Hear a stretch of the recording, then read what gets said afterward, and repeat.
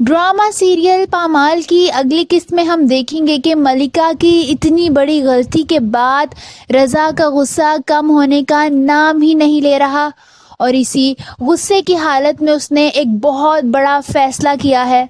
वो अपना फैसला अपने भाई और भाभी को सुनाता है, जिस पर उसकी भाभी कहती हैं कि मेरे नज़दीक तुम मलिका के साथ बिल्कुल भी ठीक नहीं कर रहे। वो एक्सपेक्ट कर रही है, ये तुम दोनों का पहला बच्चा है, तुम्हें उसको वापस ले आना चाहिए।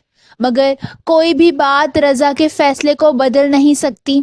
उसकी बस एक ही जिद है, वो मलिका को किसी सूरत वापस नहीं लाएगा।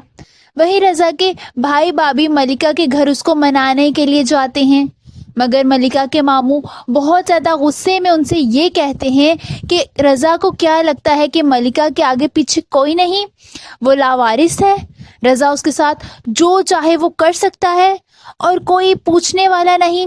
मगर उसे जाकर बता दें कि मलिका लावारिस नहीं है, वो लोग मलिका को उनके साथ नहीं भेजते।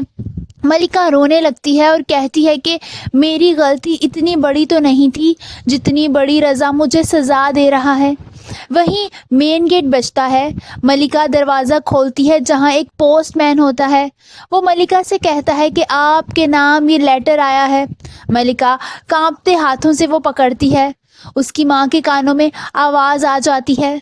वो जो सब्ज़ी काट रही होती हैं ये एकदम दरवाजे की तरफ भागती हैं और मलिका से कहती हैं कि ये तलाक के कागजात हैं ना, इसीलिए रज़ा तुम्हें लेने नहीं आ रहा, उसने तुम्हें तलाक दे दी है।